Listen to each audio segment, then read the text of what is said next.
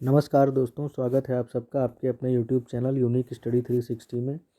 तो दोस्तों, आज हम डिस्कस करेंगे अपना बायोलॉजी का नेक्स्ट टॉपिक, जिसका नाम है कोशिका यानी सेल। तो आज हम जानेंगे सेल क्या है, सेल में कौन कौन से भाग होते हैं, सेल के अंदर क्या क्या होता है और सेल कैसे काम करती है। तो सेल जो होती है, हमारी कोशिका जो होती है, वो हमारे शरीर की रचनात्मक और क्रियात्मक इकाई होती है। और उस कोशिका में क्या होता है, कोशिका में जनन की जो होती है सामर्थ्य होती है, पावर होती है। जनन का मतलब इन द सेंस होता है कि एक कोशिका जो है, कोशिका विभाजन करके 1 से 2 कोशिकाएं बन जाती हैं। और जहाँ पर चीज़ों की क्षतिपूर्ति हुई होती है, उस जगह को वो कोशिका ले लेती है और फिर वहाँ से नए ऑर्गन बनने स्टार्ट हो जाते हैं। इसीलिए कहते हैं कि कोशिका में जनन की जो है सामर्थ्य होती है। यह विभिन्न पदार्थों व छोटे से छोटे संगठित रूप हैं, जिसमें सभी क्रियाएं होती हैं, जिन्हें सामूहिक रूप से हम जीवन कहते हैं। मतलब शरीर जीवन जो होता है, वो बेसिकली हमारी बॉडी का जो सारे कार्य होते हैं वो हमारी कोशिका पे डिपेंड करते हैं। क्योंकि हमारी बॉडी जो है, कोशिका जो है हमारी बॉडी का एक सबसे छोटी इकाई है। कोशिका जो है हमारी बॉडी की एक सबसे छोटी यूनिट यानी सबसे छोटी इकाई है। इसीलिए बॉडी जो है, हमारी बॉडी जो है वो क्या कोशिकाओं से मिलकर बनी है। क्योंकि सेल से बनते हैं टिश्यू, टिश्यू से बनता है ऑर्गन और ऑर्गन से मिलकर बनी होती है बॉडी। तो सेल जो है हमारी बॉडी की सबसे छोटी यूनिट है। तो चलिए देखते हैं कि सेल में क्या होता है, सेल कैसी होती है। तो ये है हमारा आपकी सेल का कुछ स्ट्रक्चर, जिसमें डिफरेंट डिफरेंट कई टाइप के पार्ट्स पाए जाते हैं। जैसे प्लास्टिड होता है, ये सिर्फ किसमें पाया जाएगा, प्लास्टिड जो होता है ये सिर्फ प्लांट की कोशिका में पाया जाएगा।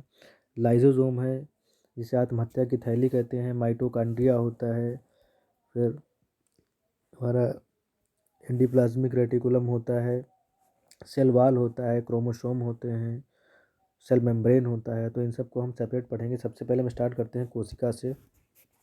कोशिका क्या है, जीवों के शरीर की सबसे छोटी इकाई यानी सबसे छोटी यूनिट जो है हमारे शरीर की, हमारे बॉडी की सबसे छोटी यूनिट जो है वो हमारी कोशिका है। क्योंकि वो कोशिका इसलिए है सबसे छोटी यूनिट, क्योंकि पहले वो बनी होती है सेल, सेल से बनते हैं टिश्यू, सेल से बनेगा टिश्यू, टिश्यू से क्या बनेगा, टिश्यू से बनेगा ऑर्गन, और ऑर्गन से क्या बनेगी, ऑर्गन से बनेगी बॉडी। तो सबसे छोटी इकाई जो हुई वो हमारी क्या हुई, सेल हुई।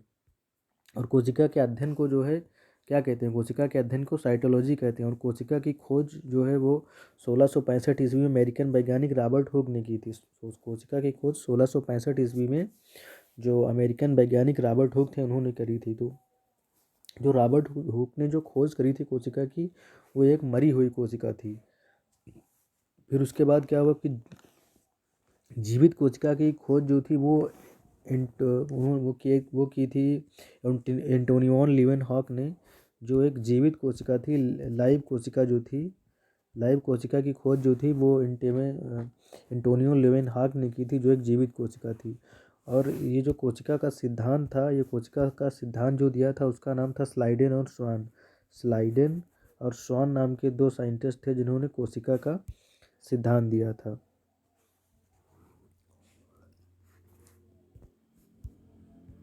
सबसे छोटी कोशिका जो होती है वो जीवाणु की कोशिका होती है, माइकोप्लाज्मा, जिसे गैलीसेप्टिकमा कहते हैं। सबसे छोटी कोशिका जो होती है। सबसे लंबी कोशिका जो होती है वो तंत्रिका तंत्र की होती है। और सबसे बड़ी कोशिका जो होती है वो शुतुरमुर्ग का अंडा होता है। और मानव में सबसे छोटी, ह्यूमन में सबसे छोटी जो कोशिका होती है वो क्या होती है, वो मेल का स्पर्म होता है। वो मेल का स्पर्म होता है। मेल का स्पर्म जो है ह्यूमन बॉडी की सबसे छोटी कोशिका है। और ह्यूमन बॉडी की सबसे बड़ी कोशिका जो है वो होता है ओवम। वो होता है ओवम, जो फीमेल में होता है, अंडाणु जिसे बोलते हैं। तो सबसे बड़ी कोशिका जो ह्यूमन बॉडी में होती है वो ओवम होती है, और सबसे छोटी जो होती है वो मेल का स्पर्म होती है। उसके बाद हम देखते हैं क्या है, कोशिका का सिद्धांत जो है वो 1838 से 39 ईस्वी में स्लाइडेन व स्वान ने दिया था। स्लाइडेन जो थे ये एक वनस्पति शास्त्री थे, और जो स्वान थे ये जंतु शास्त्री थे। ये क्वेश्चन भी पूछा गया है कि कोशिका का सिद्धांत देने वाले जो स्लाइडेन थे वो मतलब वो किस साइंस से जुड़े हुए थे, तो वो वनस्पति विज्ञान से जुड़े हुए थे। जो स्वान थे वो जंतु विज्ञान से जुड़े हुए थे। और कोशिका के संबंधित कुछ मुख्य बातें हम जान लेते हैं। जो कोशिका होती है, प्रत्येक जीव की उत्पत्ति एक कोशिका से हुई है। मतलब जितने भी जीव हैं सबकी उत्पत्ति कोशिका से हुई है। क्योंकि हमारे बॉडी की सबसे छोटी यूनिट जो है वो कोशिका है। तो स्वाभाविक सी बात है पूरी बॉडी जो है वो कोशिकाओं से मिलकर बनी हुई है। जीव का शरीर एक अनेक कोशिकाओं से मिलकर बना होता है। कोशिका का निर्माण जिस क्रिया से होता है उसमें केंद्रक मुख्य अभिकर्ता होता है, यानी कोशिका के निर्माण में केंद्रक क्या काम है, केंद्रक का मुख्य काम है।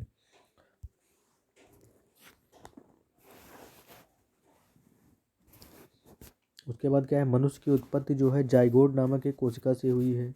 मनुष्य की जो उत्पत्ति है वो जाइगोट नामक कोशिका से, ये भी क्वेश्चन कई बार पूछा गया है। दोस्तों ये जो टॉपिक हम कोशिका और सेल आपके साथ जो डिस्कस कर रहे हैं इसमें हमने सिर्फ फैक्चुअल बातें रखी हुई हैं जो कि आपके एग्ज़ाम पॉइंट ऑफ व्यू से बहुत ही महत्वपूर्ण है। वैसे आप कोशिका को पढ़ने बैठेंगे तो बहुत बड़ा एक टॉपिक है, लेकिन उन सब चीज़ों को अलग करके जो एक ये नोट्स जो बनाया हुआ है, ये नोट्स आपके एग्ज़ाम पॉइंट ऑफ व्यू से बनाया गया है। तो इसमें सिर्फ वही बातें मेंशन करी गई हैं जो एग्ज़ाम पॉइंट ऑफ व्यू से इम्पॉर्टेंट है। तो मनुष्य की उत्पत्ति कहाँ से हुई है, वो जाइगोट नामक एक कोशिका से हुई है। और कोशिका में केंद्रक की खोज किसने करी थी, तो कोशिका में केंद्रक की खोज रॉबर्ट ब्राउन ने करी थी। और आनुवंशिकता का वाहक कौन होता है, तो आनुवंशिकता का वाहक गुणसूत्र होता है।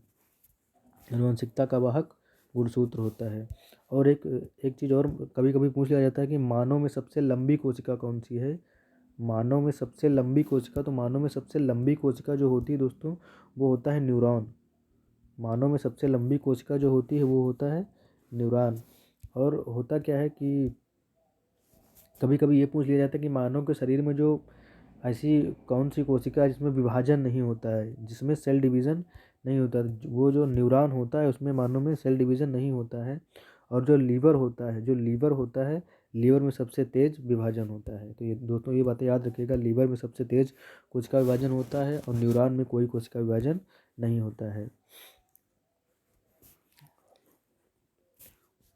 फिर क्या है, आगे हम देखते हैं कि कोशिका जो है, कोशिका दो प्रकार की होती है, एक प्रोकैरियोटिक कोशिका होती है और एक यूकैरियोटिक कोशिका होती है। तो प्रोकैरियोटिक कोशिका कौन सी होती है, ऐसी कोशिकाएं जिनमें केंद्रक पदार्थ केंद्रक झिल्ली के बिना होता है, यानी कि केंद्रक पदार्थ जो है वो बिना केंद्रक झिल्ली के बना होगा, वो क्या होंगी, वो प्रोकैरियोटिक कोशिकाएं होंगी।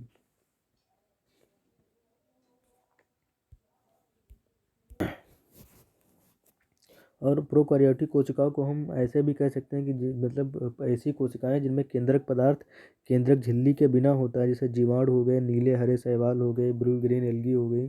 तो इन सब में क्या होता है, इन सब में जो होता है एक आरंभिक कोशिका होती है, यानी कि एक विकसित कोशिका नहीं होती, इसमें अविकसित कोशिका, जो अविकसित कोशिका होती है उसे हम प्रोकैरियोटिक कोशिकाएं कहते हैं। और इस कोशिका में होता क्या है, इस कोशिका में हमारे केवल मुख्य अंग होते हैं।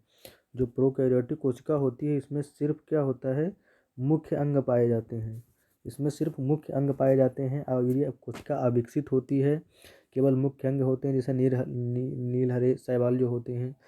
तो एक तरीके से इसको याद रखिएगा कि एक जो प्रोकैरियोटिक कोशिका होती है वो अविकसित कोशिका होती है और उसमें पूरे अंग नहीं पाए जाते हैं, इसमें सिर्फ केवल मुख्य अंग पाए जाते हैं। तो वो कौन सी कोशिका हुई, वो हो गई हमारी प्रोकैरियोटिक कोशिका।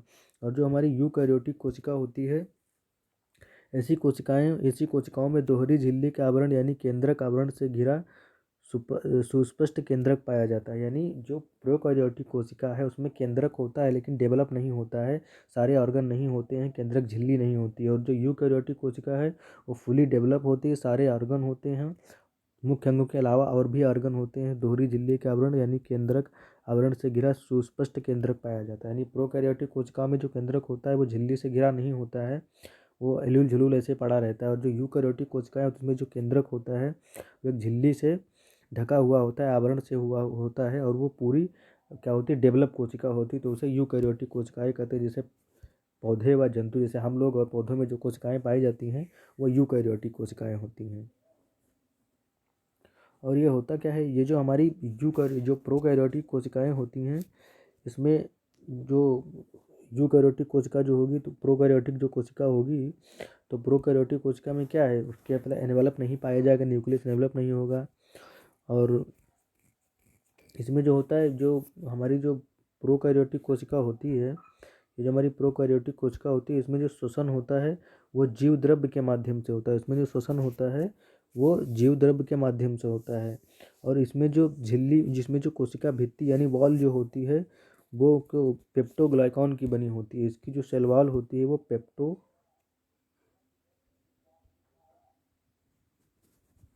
पेप्टोग्लाइकॉन की बनी होती है। और इसमें जो राइबोसोम पाए जाते हैं वो 17S टाइप के पाए जाते हैं। इसमें जो राइबोसोम पाए जाते हैं वो 70S टाइप के पाए। तो कभी कभी पूछ लिया जाता है कि प्रोकैरियोटिक कोशिका में कौन से राइबोसोम पाए जाते हैं, तो प्रोकैरियोटिक कोशिका में 70S राइबोसोम पाए जाते हैं।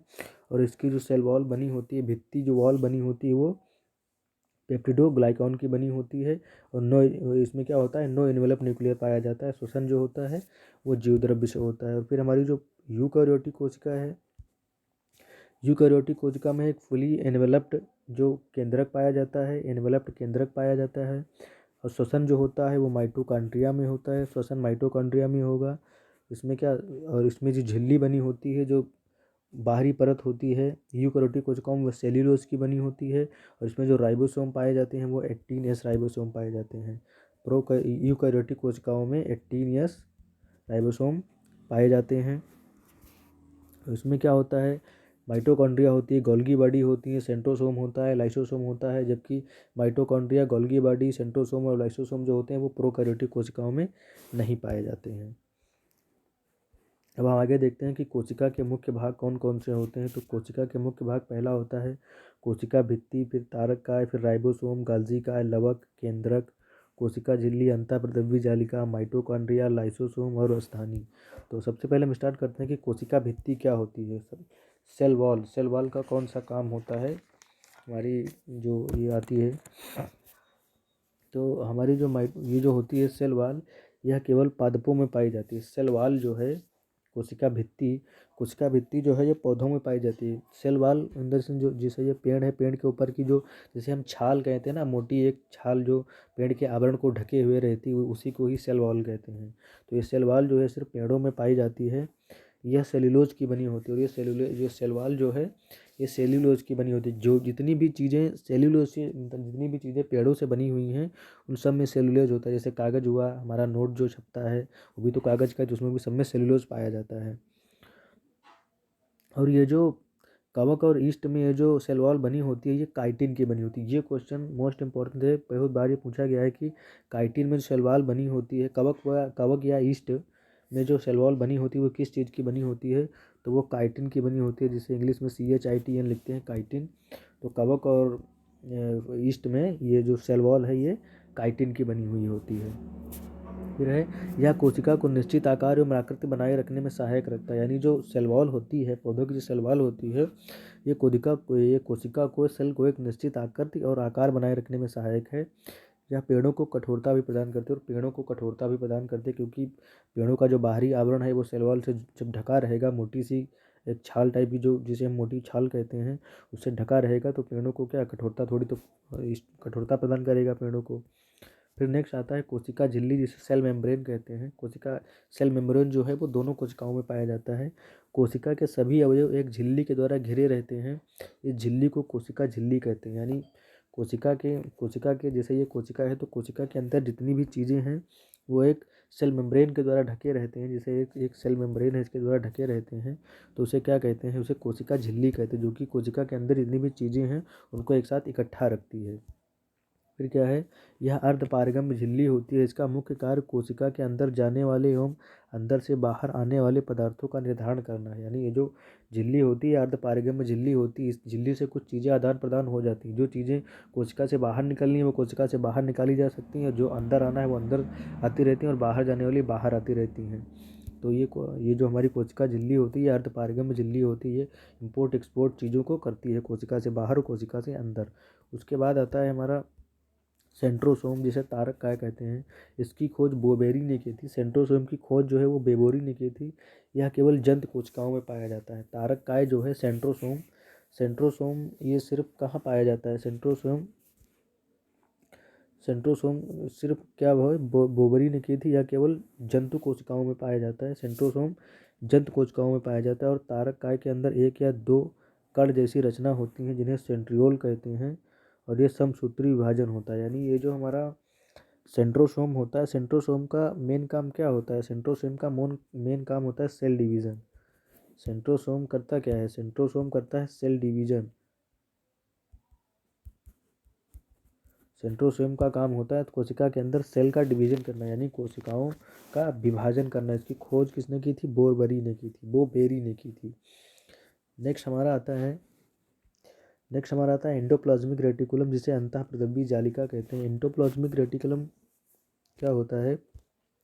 एंडोप्लाज्मिक रेटिकुलम जो होता है एक तरीके से देखा जाए तो शरीर कोशिका के अंदर का एक कंकाल होता है, इसे हिंदी हम कंकाल कह सकते हैं। और ये एंडोप्लाज्मिक रेटिकुलम जो है ये दो प्रकार होता है, स्मूथ एंडोप्लाज्मिक रेटिकुलम और रफ एंडोप्लाज्मिक रेटिकुलम।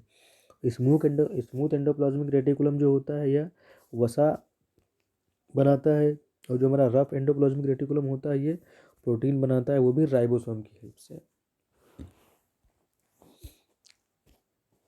इसमें देखते हैं यह एक केंद्रक झिल्ली से व दूसरी ओर कोशिका झिल्ली से संबंध होता है। यानी ये जो हमारा एंडोप्लाज्मिक रेटिकुलम है यह एक ओर से केंद्रक झिल्ली से और दूसरी ओर से कोशिका झिल्ली से संबंध होता है।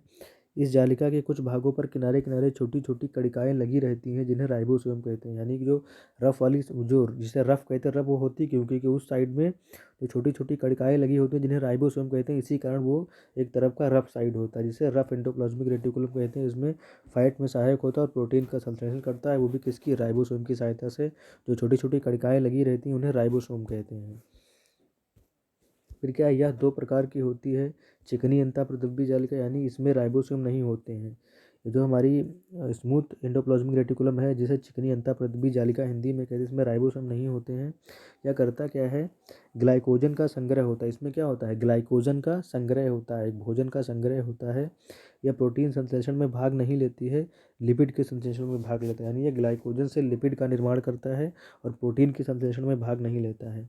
और फिर हमारा जो रफ एंडोप्लाज्मिक रेटिकुलम है, जिसे खुरदरी अंतःप्रदब्बी जालिका कहते हैं, इसकी बाहरी सतह पर राइबोसोम लगे होते हैं। यह प्रोटीन संश्लेषण में भाग लेता है, क्योंकि राइबोसोम जो है वो प्रोटीन संश्लेषण में भाग लेता है। तो खुरदरी अंतःप्रदब्बी जालिका का काम क्या होगा? यह प्रोटीन संश्लेषण में भाग लेगी। फिर नेक्स्ट है, इसका मुख्य कार्य उन सभी वसाओं व प्रोटीन का संश्लेषण करना है जो कि विभिन्न झिल्लियों जैसे कोशिका झिल्ली, केंद्रक झिल्ली आदि का निर्माण करते हैं। यानी जो भी कोशिकाएं प्रोटीन जो हैं जो कोशिका झिल्ली और वॉल का निर्माण करती है, उन सभी प्रोटीन को संश्लेषण करने का काम क्या किसका होता है? वो खुरदरी अंतःप्रदब्बी जालिका का होता है, यानी एंडोप्लाज्मिक रेटिकुलम का होता है। नेक्स्ट आता है हमारा राइबोसोम। राइबोसोम क्या होता है? राइबोसोम ये अति सूक्ष्म कोशिकांग हैं जो केवल इलेक्ट्रॉन सूक्ष्मदर्शी के द्वारा देखे जा सकते हैं। ये भी क्वेश्चन कई बार पूछा गया है कि कोशिका में ऐसा कौन सा भाग होता है जो बहुत ही छोटा होता है, जो सिर्फ बिना सूक्ष्मदर्शी के देखा नहीं जा सकता, तो वो क्या होते हैं? वो राइबोसोम होते हैं। इसकी खोज व नामकरण ईसी पोलार्ड ने की थी। यह राइबोन्यूक्लिक एसिड नामक अम्ल व प्रोटीन की बनी होती है। यानी यह राइबोन्यूक्लिक एसिड अम्ल और प्रोटीन का बना होता है। इसे प्रोटीन की फैक्ट्री भी कहते हैं। राइबोसोम क्या करता है कि पूरी हमारी जो कोशिका होती है, कोशिका में जितनी भी प्रोटीन की आवश्यकता होती है, वो प्रोटीन कोशिका को कहाँ से मिलती है? तो इसी प्रोटीन फैक्ट्री यानी राइबोसोम से मिलती है। राइबो न्यूक्लियो प्रोटीन कण भी कहते हैं, इसे राइबो न्यूक्लियो प्रोटीन भी कण भी कहते हैं। ये दो प्रकार के होते हैं। एक होता है 70S आकार में, छोटे होते हैं। ये 70S आकार के जो होते हैं ये कहाँ पाए जाते हैं? माइटोकॉन्ड्रिया, क्लोरोप्लास्ट और बैक्टीरिया में पाए जाते हैं। और जो 80S प्रकार के बड़े होते हैं वो विकसित पौधे व जंतुओं में पाए जाते हैं। तो नेक्स्ट आता है हमारा माइटोकॉन्ड्रिया। जो हमारी माइटोकॉन्ड्रिया है ये कोशिका द्रव्य में पाई जाने वाली अनेक गोलाकार व सूत्राकार रचनाएं होती हैं। इसकी खोज व नामकरण आल्टमैन व सी बेंडा ने किया था। यानी माइटोकॉन्ड्रिया की खोज किसने की थी? आल्टमैन व सी बेंडा ने किया था। इसे ऊर्जा का पावर हाउस कहते हैं। यानी इसे जो क्या कहते हैं, इसे पावर हाउस कहते हैं, शरीर का पावर हाउस। यानी माइटोकॉन्ड्रिया जो है ये ऊर्जा का घर होता है। एक हमारे बॉडी का जो पावर हाउस होता है वो माइटोकॉन्ड्रिया होता है, क्योंकि इसमें क्या होता है? इसमें डीएनए, एमआरएनए एवं राइबोसोम पाए जाते हैं, जिनकी सहायता से प्रोटीन संश्लेषण में सक्षम है। और ये माइटोकॉन्ड्रिया के अंदर होता क्या है? माइटोकॉन्ड्रिया के अंदर चलता है क्राइब्स चक्र। कभी कभी ये पूछ लिया जाता है, हालांकि इसमें मेंशन नहीं है, कभी कभी ये पूछ लिया जाता है कि माइटोकॉन्ड्रिया में कौन सा चक्र कंप्लीट होता है? तो माइटोकॉन्ड्रिया में क्या होता है? क्रेब्स चक्र कंप्लीट होता है। उस क्रेब्स चक्र में होता क्या है? क्रेब्स चक्र में क्या होता है? जो ग्लूकोज होता है वो ऑक्सीजन से क्रिया करके कार्बन डाइऑक्साइड और पानी में टूट जाता है, और उसमें से एटीपी निकलती है, जिससे ये ऊर्जा निकलती है। और इस ऊर्जा से होता क्या है? इसमें से जो ये 38 एटीपी मिल करके एक ग्लूकोज का निर्माण करती हैं। यानी 38 एटीपी जो होती है, एक ग्लूकोज से समझ लीजिए 38 एटीपी बनती हैं, या 38 एटीपी से मिलकर एक ग्लूकोज बनता है। 38 एटीपी से मिलकर क्या होता है? एक ग्लूकोज का निर्माण होता है। और कार्बोहाइड्रेट का ऑक्सीकरण माइटोकॉन्ड्रिया में होता है। कार्बोहाइड्रेट का ऑक्सीकरण कहाँ होता है? माइटोकॉन्ड्रिया में, क्योंकि ऑक्सीडेशन यहीं हो रहा है। ग्लूकोज के साथ जब ऑक्सीकरण होगा तभी तो कार्बन डाइऑक्साइड, पानी और एटीपी का निर्माण होगा। तो कार्बोहाइड्रेट का जो ऑक्सीकरण होगा वो कहाँ होगा? वो माइटोकॉन्ड्रिया में होगा। उसके बाद आता है गोल्गी बॉडी। गोल्गी बॉडी क्या होती है? गोल्गी बॉडी जो है इसकी खोज 1898 ईस्वी में कैमिलो गोल्गी ने की थी। कैमिलो गोल्गी के नाम पे इसका नाम गोल्गी बॉडी पड़ गया। यह जालीनुमा नलिकाओं या पुट्टिकाओं से बना जटिल संगठन होता है जो छोटी गोल पुट्टिकाओं से घिरा होता है। यदि कोई पदार्थ कोशिका से बाहर स्रवित होता है तो उस पदार्थ वाली पुट्टिकाएं उसे कोशिका झिल्ली के माध्यम से बाहर निकाल देती हैं, इसलिए इसे यातायात प्रबंधक कहते हैं। यानी गोल्गी बॉडी का काम क्या होता है? यातायात का काम करना। यानी हमारे शरीर में भाई जहाँ पे कोशिका सेल डिवीज़न होगा, एटीपी माइटोकॉन्ड्रिया होगी, सेल होगा, एटीपी बनेंगे, तो कुछ भाग हमारे शरीर के छोटे हैं, कुछ बड़े हैं। तो ऐसा नहीं छोटे भाग में एनर्जी बन रही है, बड़े भाग में एनर्जी बन रही है। तो हम काम करते हैं, तो जैसे मान लो हम बोल रहे हैं, तो हमारे सबसे ज़्यादा एनर्जी कहाँ? हमारे जो ज़ुबान की एनर्जी है, जो टंग्स की एनर्जी है, वो सबसे ज़्यादा क्या हो रही है? निकल रही। तो ऐसा नहीं थोड़ी देर बाद जुबान काम करना बंद कर देगी, क्योंकि हर पैरों में भी बन रही है ऊर्जा, हमारे हाथों में भी ऊर्जा बन रही है। लेकिन हम यूज़ क्या कर रहे हैं? यूज़ सिर्फ कर रहे हैं किसकी? अपनी जो टंग्स की एनर्जी है। तो इसमें होता क्या है? ये गोल्गी बॉडी क्या करता है? हमारी पूरे बॉडी में ऊर्जा का संवहन करता है। हमारे पूरे बॉडी में ऊर्जा का ट्रांसपोर्टेशन करता है, ताकि कहीं की ऊर्जा जो है वो कम ज़्यादा ना हो। अगर ऊर्जा कम ज़्यादा हो जाएगी तो वो ऑर्गन काम करना बंद कर देगा। तो इसीलिए ऊर्जा का परिवहन जो है वो किसके द्वारा होता है? वो गोल्गी बॉडी के द्वारा होता है। ट्रांसपोर्टेशन का जो काम होता है हमारी बॉडी में, वो गोल्गी बॉडी का काम क्या होता है? कभी कभी देखा होगा दोस्तों, जब हाथ में कोई डंडे मार दिया जाता है तो हाथ में काला काला से एक लकीर पड़ जाती है जहाँ पे चोट लगी हुई। तो वहाँ क्या होता है? वहाँ की जो कोशिका होती है वो मर चुकी होती है, तो इसीलिए वहाँ को जो है वो काला हो जाता है। फिर आता है लाइसोसोम। लाइसोसोम का क्या काम होता है? इसकी लाइसोसोम की खोज जो है वो क्रिस्टियन डी डुबे ने 1955 में की थी। ये एक एकल झिल्ली युक्त गोल पेटी थैलीनुमा संरचना होती है। इसे आत्महत्या की थैली भी कहते हैं। इसका सबसे प्रमुख कार्य बाहरी पदार्थ का भक्षण एवं पाचन करना है, और इसमें लगभग 40 प्रकार के जल अपघटनीय एंजाइम पाए जाते हैं। यानी कि ये जो हमारा लाइसोसोम है, लाइसोसोम का मेन काम क्या होता है? लाइसोसोम का मेन काम होता है कि जो भी चीज़ें हमारी कोशिका में खराब हो गई हैं, हमारी कोशिका में जो भी चीज़ें खराब हो गई हैं उनका भक्षण कर लेना। क्योंकि अगर उनको डिकम्पोज नहीं करेगा ये लाइसोसोम तो वो कोशिका में ही खराब हो सड़ेंगी। जब कोशिका में सड़ेंगी तो कोशिका के और भी जो भी चीज़ें हैं वो भी खराब होंगी। धीरे धीरे पूरी कोशिका खराब हो जाएगी। तो पूरी कोशिका को खराब ना होने से अच्छा है, लाइसोसोम क्या करता है? जो चीज़ डिस्ट्रॉय हुई है उसी को खा के ख़त्म कर देता है, यानी भक्षण कर लेता है, और हमारी कोशिका बच जाती है। तो लाइसोसोम का काम क्या होता है? यानी कि कोशिका में जो भी चीज़ें खराब हो रही हैं उनका भक्षण कर लेना, और इसे आत्महत्या की थैली भी कहते हैं। यानी कभी कभी ये क्या करती है? जैसे कोशिका में ज़्यादा चीज़ें खराब होगी, अब कोशिका ही सड़ने लगी, तो ये क्या करता है? उस कोशिका में ही, उस झिल्ली से जो जो कुछ होता है उसमें चीज़ें, उसमें क्या करती है? कोशिका को, पूरी कोशिका का ही भक्षण कर लेती है। यानी कोशिका इसी में समा जाती है और वो कोशिका ख़त्म हो जाती है। इसीलिए इसको आत्महत्या की थैली भी कहते हैं, लाइसोसोम को। नेक्स्ट आता है हमारा प्लास्टिड। प्लास्टिड क्या होता है? प्लास्टिड लवक होता है। और लवक क्या होते हैं? लवक सिर्फ प्लांट में पाए जाते हैं। लवक ये 3 प्रकार के होते हैं। एक होता है क्लोरोप्लास्ट, ल्यूकोप्लास्ट और क्रोमोप्लास्ट। जो क्लोरोप्लास्ट होता है उसे हिंदी में हरित लवक कहते हैं, ल्यूकोप्लास्ट को अवर्णी लवक कहते हैं, और क्रोमोप्लास्ट को वर्णी लवक कहते हैं। तो क्लोरोप्लास्ट क्या होता है? क्लोरोप्लास्ट, इसके अंदर एक हरे रंग का पर्णहरित पाया जाता है। इसी की सहायता से पौधा प्रकाश संश्लेषण करता है। यानी पौधे में जो प्रकाश संश्लेषण की क्रिया होती है उसका उत्तरदायी कौन होता है? उसका उत्तरदायी क्लोरोप्लास्ट होता है। अगर पौधे में क्लोरोप्लास्ट ना हो तो पौधा क्या प्रकाश संश्लेषण नहीं कर पाएगा। और हरित लवक को पादप कोशिका की रसोई कहते हैं, क्योंकि जो पौधे की वृद्धि होती है वो किससे होती है? प्रकाश संश्लेषण के जरिए अपना भोजन बनाता है। जब भोजन पाएगा तभी तो डेवलपमेंट होगा पौधे में। अगर जब क्लोरोप्लास्ट नहीं होगा तो भोजन नहीं बनेगा, पौधा सूख जाएगा। तो उसकी ग्रोथ और डेवलपमेंट में सबसे बड़ा रोल किसका है? क्लोरोप्लास्ट का। इसीलिए इसको हरित लवक की पादप कोशिका की रसोई कहते हैं। नेक्स्ट आता है ल्यूकोप्लास्ट। ल्यूकोप्लास्ट क्या है?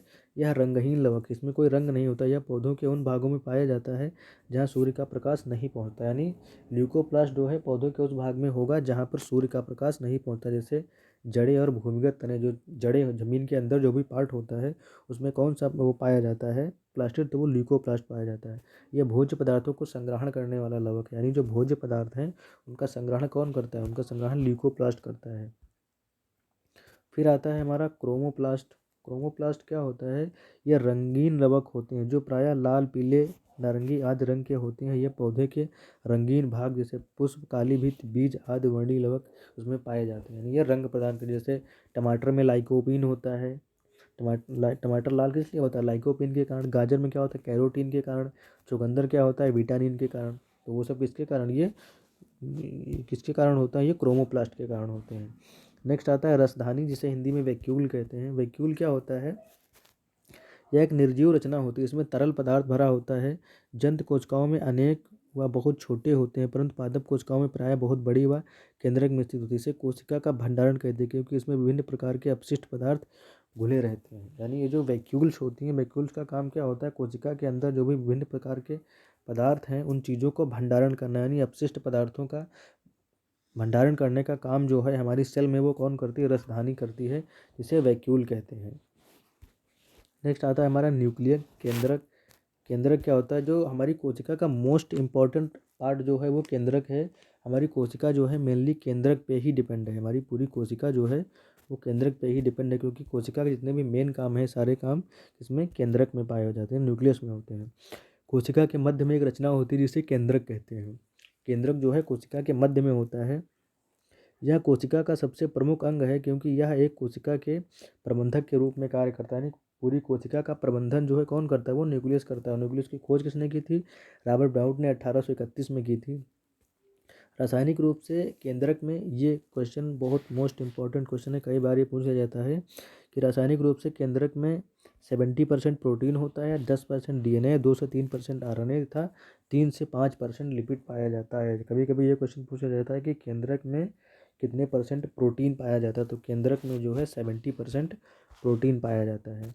फिर क्या करता है केंद्रक, यह आनुवंशिकता का वाहक होता है क्योंकि उसमें जनन के लिए, उपापचय परिवर्तन के लिए तथा जीवाधारियों के व्यवहार के लिए आनुवंशिक सूचनाएं उपस्थित हैं। यानी यह आनुवंशिकता का लक्षण जो होता है ये उसका वाहक होता है, इसी के जरिए आनुवंशिकता होती है, क्योंकि इसमें जनन के लिए, उपापचय परिवर्तन के लिए तथा जीवधारियों के व्यवहार के लिए आनुवंशिक सूचनाएं उपस्थित होती हैं। इसीलिए हमारा केंद्रक जो होता है हमारी कोशिका का सबसे मुख्य भाग होता है। फिर आते हैं हम विशेष अंगक, यानी क्या होता है प्रोकैरियोटिक कोशिका में और क्या यूकैरियोटिक कोशिका में होता है। तो विशेषताएं, कोशिका भित्ति जो होती है वो प्रोकैरियोटिक कोशिका में किसकी, प्रोटीन तथा कार्बोहाइड्रेट की बनी होती है, और यूकैरियोटिक कोशिका में सेल्यूलोज की बनी होती है।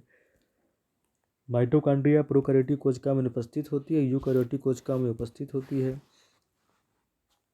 जो लाइसोसोम, एंडोप्लाज्मिक रेटिकुलम और राइबोसोम और ये सब जो हैं ये किसमें, ये प्रोकैरियोटिक कोशिका में नहीं होते हैं और यूकैरियोटिक कोशिकाओं में पाए जाते हैं। उसके बाद क्या आता है, उसके बाद राइबोसोम। तो प्रोकैरियोटिक कोशिकाओं में 70S टाइप प्रकार के पाए जाते हैं, उसमें 80S टाइप के प्रकार के पाए जाते हैं। श्वसन प्लाज्मा झिल्ली में होता है, इसमें माइटोकॉन्ड्रिया में होता है। डीएनए एकल सूत्र का होता है, इसमें दोहरे सूत्र का डीएनए होता है। लिंग प्रजनन नहीं पाया जाता है, और जो यूकैरियोटिक कोशिकाओं से लिंग प्रजनन पाया जाता है। प्रकाश संश्लेषण ये क्या होता है, थाइलेकाइंड में होता है, इसके उसमें क्लोरोप्लास्ट में होता है।